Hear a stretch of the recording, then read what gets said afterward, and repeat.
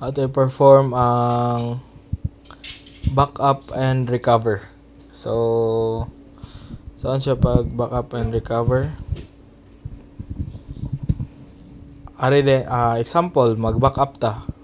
So, moingon si assessor nga buhat og folder niya mo to i-backup. So, ari ta diri. Sample adto ta ni downloads ani kuan documents. Then maghimo tag folder diri.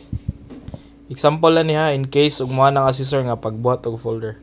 So, folder kana Angelo. O, example lang niya ako nga Angelo Castro file. Then ang gusto niya nga kani ato i-backup. So saan pag-backup, ari ta ni tools.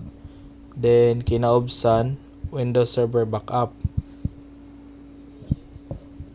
Then i-click ni nimong local backup sa ibabaw kani. Then nakay makita diri nga backup once. So i-click ni nimong backup once. Then i-click nimong next. Then custom. Then next.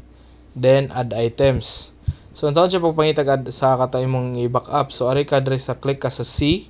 I-click tani mong plus sa C. Then ari din ka ni user imo i-click i-plus. Then administrator i-click gyapon ning plus.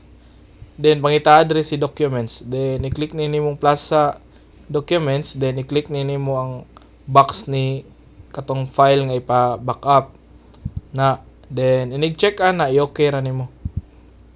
Then next. Then next. Yang file destination niya ato sa D. Na click nimo ng D. Then next. Then backup. After anang backup kay waton sa nimo ma-complete. I-complete ani.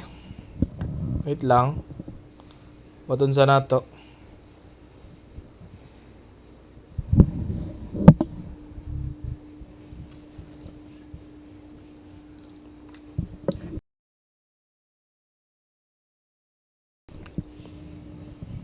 Okay, so complete na siya. So, mana na sad si assessor nga i-recover. So, unsa siya pag-recover, i-close ni nato. Then, i-click taning recover diri. Ubos ni backup once. I-click ni si recover. Then, i-click ni nimong a backup stored with another location. I-click na nimo. Then, next. Then, next, gihapon. Then, backup location katong gi-backup nimo nato sa local disk D. Then next. Then i-click ni nimo kaning server kani siya. Click na nimo niya next. Then ang time niya depende na og unsa ta nga time nga i-kuan nga backup. Sample ugma alas 11. So 11 po na diha. Yeah, next. Then what do you want to recover? Files and folders. So, ang files niya, katong folder nga imong gikuan, mo to imo i-next. Then, i-click lang na siya, ang plus, local disk D, C, plus, then user, then administrator, then documents. Then, i-click nimo sa documents, magawas ta nimong i-recover. Click na nimo, next. Ang asa nimo siya ibutang, adto siya sa example adto nimo siya butang sa D na, then okay, then next, then recover anara, then okay na din ka, and thank you.